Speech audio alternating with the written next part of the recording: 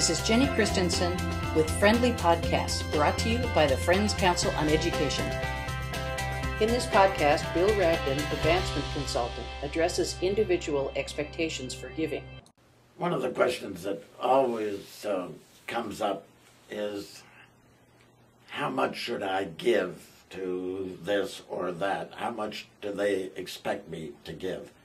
I sat on a board some years ago, and in a board meeting, the artistic director said to me, how much did I think trustees ought to give to the institution? And I said, I think trustees ought to get a figure that makes them just a bit uncomfortable, and then ratchet it up a notch.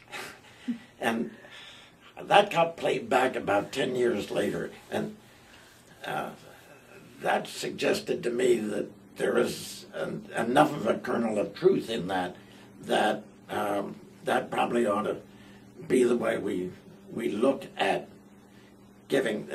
The thing is that if you look at giving in those terms, it avoids looking at giving as an absolute. And I think we always need to look at giving in terms of the donor and not in terms of some kind of absolute definition